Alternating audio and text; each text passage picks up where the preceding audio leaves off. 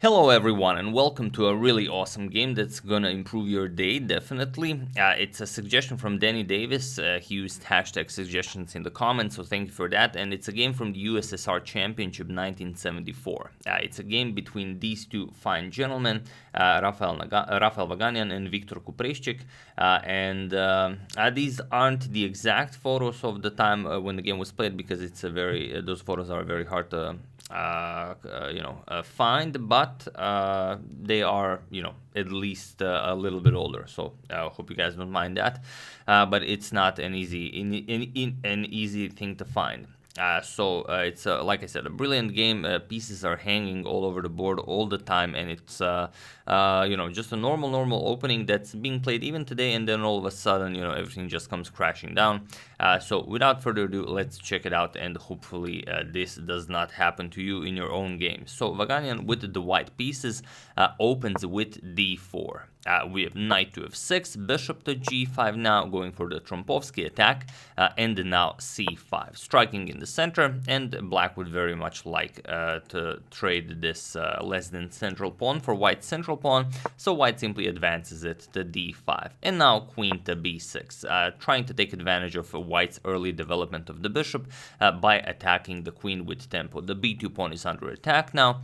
Knight to c3, white sacrifices it for rapid development, and this is all very standard stuff. We have queen captures on b2, and now the knight is hanging, so you can't really play rook to b1 right away, so you have to go back with the bishop to d2. So yes, you kind of have to go back, which is a little bit weird. You've sacrificed material only to pull your pieces back, from where they came from, but it's only temporary, as you'll see. So queen back to b6, black is of course expecting rook to b1, and now e4, grabbing more space in the center. We have d6 by black, and now f4, white grabs even more space in the center, and will try to execute e5 as soon as possible. So g6, black wants to play bishop g7 and castle to safety, and if black is able to do this, then black grab the pawn, he castle to safety, and then he's going to have an okay game where he will look for his chances in the future to try and convert that extra pawn. So here we have e5 by white. White wants to keep the black king in the center of the board for as long as possible. D captures, we have f captures on e5, and now knight f to d7. And now as the e5 pawn is under attack, we have to defend it. We have knight to f3, and here bishop to g7. So black almost accomplished everything that black is dreaming of. He wants the castle, and that's it. White does have a very strong center, but if you don't have anything concrete, you're still down a pawn. But here black misses one crucial move, well, I'm not gonna tell you which move it is. Feel free to pause the video here and try to find this move while I give you a couple of seconds.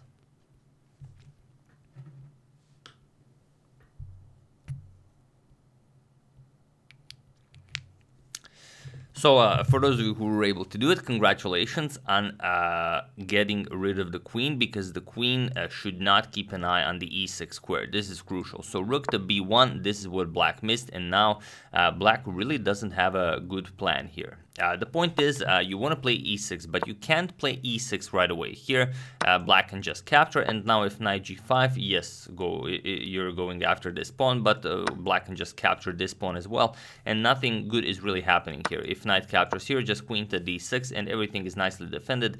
Black's position is perfectly fine. So here, finding this rook to b1 move is key. So congratulations to everyone who found that rook to b1, and now the queen has to abandon the 6th rank. All of these squares are now covered by the pawns, by the rook, by the bishop here, and the queen has to move somewhere else. So queen to d8 was played, and only now e6, and this is where things start to go really wrong for black. So f captures on e6, and now knight to g5, with the idea of knight captures, attacking the bishop and the queen.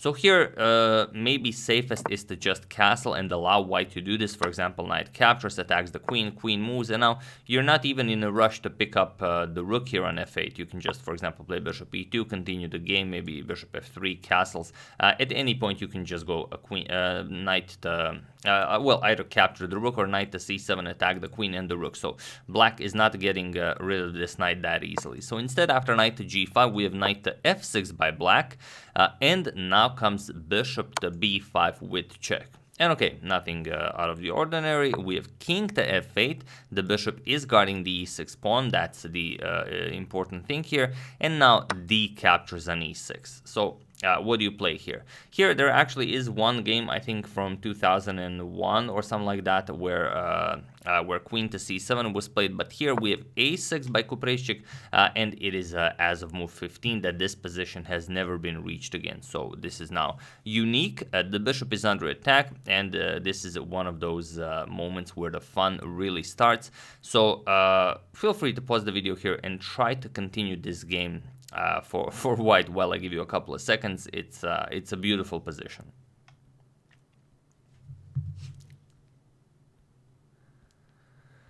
So for those of you who were able to do it, congratulations on spotting this idea. It's not an easy one to find. And for those of you who just want to enjoy the show, it's not queen, bishop to e3.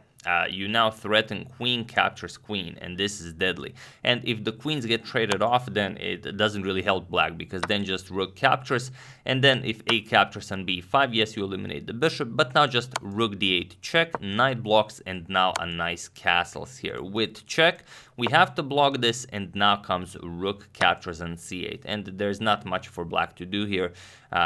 His position is completely terrible. The rook can't move because the knight falls. This knight cannot move. The rook cannot enter the game. If you try something like king to g7, maybe to try and get the rook into the game, it doesn't work. Knight f7 attacks the rook, and now this rook falls as well, because if you move it, you get bishop to h6 checkmate. So this is how strong the position is for white.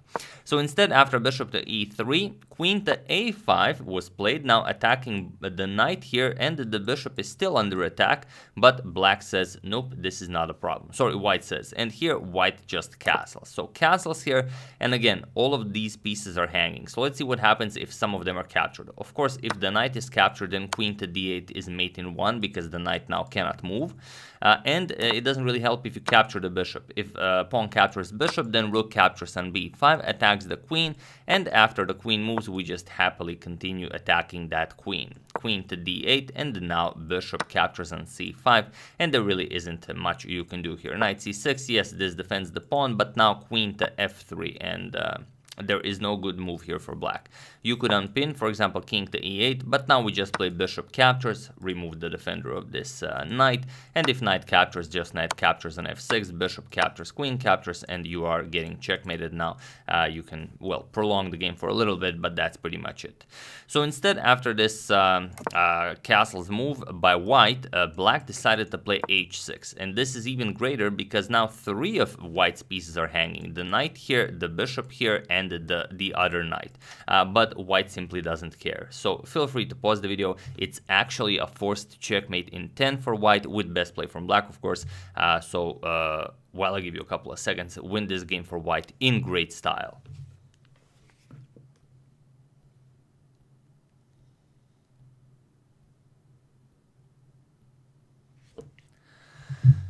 So for those of you who were able to do it, congratulations on spotting such an amazing move. And for those of you who just want to enjoy the show, the weakness is g6, and that's why we play queen to d3. Now the threat is queen captures followed by checkmate, and there is no good move here. Whatever you try here simply doesn't work. To give you an example, for example, if you eliminate the knight, we're still just going to capture this, threaten checkmate, and now if king g8, trying to reach the h7 square, you simply allow that. Queen f7 check, king to h7, now bishop d3 check, king h6, and for example, queen to g6 will be checkmate. So that's not happening, and capturing any of the other pieces still doesn't really do. This is just captures and checkmate. So here, and you can't really capture the bishop with the queen to try and get back with the queen, because then, well, we just capture the queen. That also doesn't work. So here, king to g8 was played by Kupreichik, trying to get the king away from the f-file right away, but just queen captures on g6. This is now the threat of checkmate, and now the pawn has to be eliminated. Bishop captures on e6 was played. Black says, all right, I don't have to keep all of this material, but now just knight captures on e6. Now threatening checkmate here. Rook to h7, and here, well, you could finish this game there are so many ways you can finish this game. A nicer one would be something like bishop to c4. Now threaten all sorts of nasty discoveries, and if king h8, now you might even even go for knight to f8. Now attacking the rook here, and if the knight is captured, now you can eliminate this guy here, threatening checkmate. And now, of course, after bishop g7, preventing this, you're going to go queen to e8 check, bishop to f8, and now, for example, queen captures on f8 checkmate. So there are all of these possibilities here. White goes for a different one. White sacrifices an f6 right away. It's not really a sacrifice. You can't really grab that, because if you take that, then just queen e8 check, you're going to get bishop to f8, and then now queen captures on f8. So pretty much the same stuff.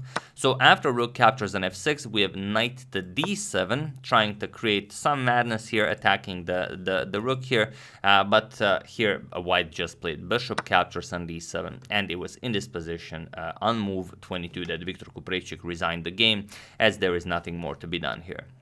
Instead of this bishop captures, black really has no moves here, so of course you resign.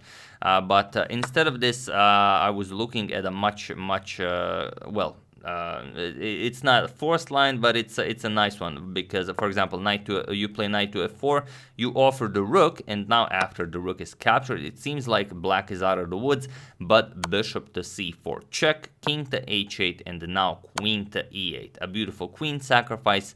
Now you capture the queen, rook captures on e8, and now of course knight to g6, a beautiful smothered mate. So even ideas like these are in the position, so anything, really anything can be played here after bishop captures on d7. Black resigned the game, and this amazing game was played by Rafael Vaganian that will be probably shown for the rest of forever, because it's really an amazing game. And before I forget, here are the standings of the tournament. I know you guys are always interested in the standings. Belyavsky and Tal won the tournament with 9.5 out of 15, and Vaganian, as you can see, got shared second place with Lev Polugaevsky with 9 out of 15 points. Viktor Kupreichik did not have a great tournament. He ended on 3.5 out of 15, but he, played one of the games that was probably replayed the most out of all the games in this tournament, and it was this loss to Rafael Vaganian. So that's the game. Hope you guys enjoyed it. Really an outstanding one. I know guys want to rush and show it to everyone, so feel free to do that. I would like to thank Sebastian Beauchard, Josip, Mr. Hoodie Guy, Stephen McCann, and Scott Mellis for contribution to my channel. Thank you a lot. I really appreciate it. As usual, you can check 2 of my previous videos here. Thank you all for watching, and I will see you soon, continuing the coverage of the Morphy saga, checking up on your wonderful suggestions, and whatever else happens in the chess world. So thank you all. I will see you soon, and have an excellent rest of your day.